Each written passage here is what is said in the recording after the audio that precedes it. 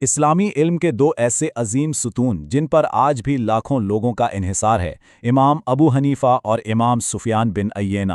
آج ہم یہ جانیں گے کہ ان میں سے ایک جو حدیث کے امام تھے، دوسرے کے بارے میں کیا ناقابل یقین گواہی دیتے ہیں۔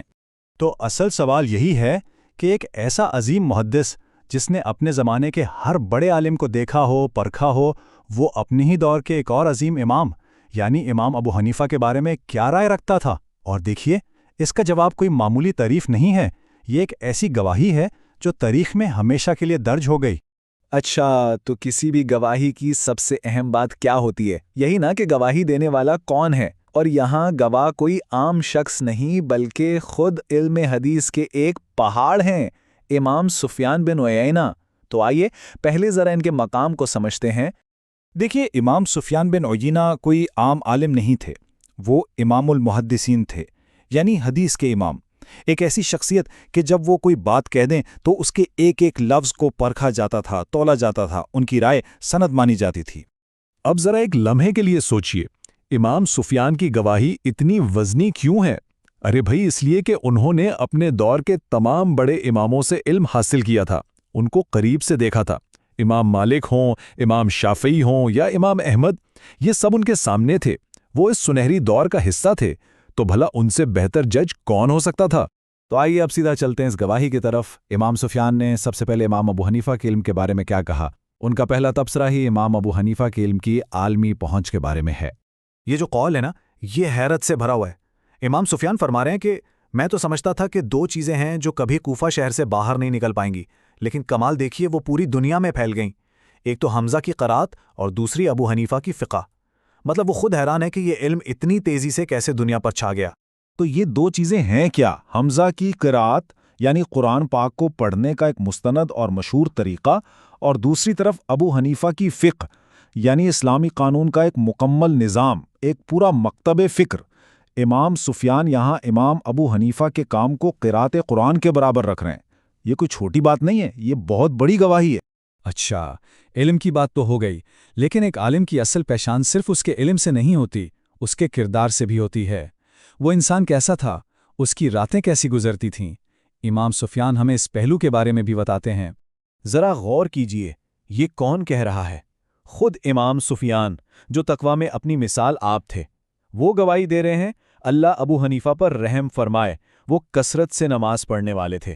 یہ صرف تعریف نہیں ہے، یہ ایک ایسے شخص کی طرف سے ان کی روحانیت کا سرٹیفکیٹ ہے جو خود روحانیت کا پہاڑ۔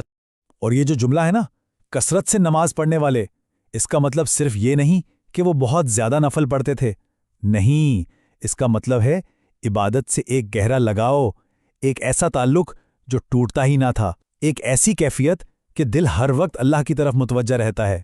ہم سب جانتے ہیں کہ علم کے ساتھ کبھی کبھی تکبر بھی آ جاتا ہے، لیکن جو حقیقی عالم ہوتے ہیں نا، ان کی شان ہی الگ ہوتی ہے۔ آئیے ایک واقعہ دیکھتے ہیں جو ہمیں بتائے گا کہ یہ دو عظیم امام ایک دوسرے کا کتنا احترام کرتے تھے، ان میں کیسی عاجزی تھی۔ اور یہ کہانی ہمیں کسی اور سے نہیں، خود امام سفیان کی زبانی سننے کو ملتی ہے۔ وہ اپنا ایک واقعہ یاد کرتے ہیں جب وہ کوفہ شہر پہنچے، ایک ایسا شہر جو امام ابو حنیفہ کا گڑھ تھا، اور وہاں خود امام ابو حنیفہ نے ان کے لیے راستہ بنایا۔ ذرا اس منظر کو ذہن میں لائیے، امام سفیان کوفہ میں ہیں اور شہر کے سب سے بڑے عالم امام ابو حنیفہ لوگوں کے مجمع میں ان کا ہاتھ پکڑ کر کہتے ہیں، یہ شخص عامر بن دینار کی حدیث کا سب سے بڑا عالم ہے۔ اور پھر کیا ہوتا ہے؟ پورا شہر امام سفیان کے گرد جمع ہو جاتا ہے۔ امام ابو حنیفہ نے اپنی ذات کو پیچھے رکھا اور علم کی قدر کی۔ اس واقعے سے ہمیں کیا سبق ملتا ہے؟ یہی کہ اصل علم انسان میں تکبر نہیں، عاجزی پیدا کرتا ہے۔ یہ مقابلہ نہیں سکھاتا، بلکہ ایک دوسرے کی قدر کرنا سکھاتا ہے۔ ان عظیم لوگوں میں کوئی حسد نہیں تھا، صرف ایک ہی مقصد تھا، علم کی خدمت۔ اب ہم امام سفیان کی گواہی کے اس نقطۂ عروج پر پہنچتے ہیں جہاں وہ ایک ایسا جملہ کہتے ہیں جو ہر بحث کو ختم کر دیتا ہے، ایک فیصلہ کن بیان۔ امام سفیان بن عیینہ نے فرمایا، میری آنکھوں نے ابو حنیفہ جیسا کوئی نہیں دیکھا۔ بس ایک جملہ، ذرا اس جملے کا وزن محسوس کریں۔ یہ الفاظ اس شخص کے ہیں جس نے اپنے زمانے کے ہر بڑے امام کو دیکھا تھا، لیکن اس کی نظر میں امام ابو حنیفہ جیسا کوئی اور نہیں تھا۔ اور ایک بار پھر یاد دہانی کراتا چلوں کہ یہ فیصلہ کون کر رہا ہے؟ یہ وہ شخص ہے جس کی آنکھوں نے امام مالک کو بھی دیکھا تھا، امام شافعی کو بھی دیکھا تھا، جب ایسا شخص یہ کہے کہ میں نے ابو حنیفہ جیسا کوئی نہیں دیکھا، تو یہ بیان امام ابو حنیفہ کے مقام کو ایک ایسی بلندی پر لے جاتا ہے جس کا تصور کرنا بھی مشکل۔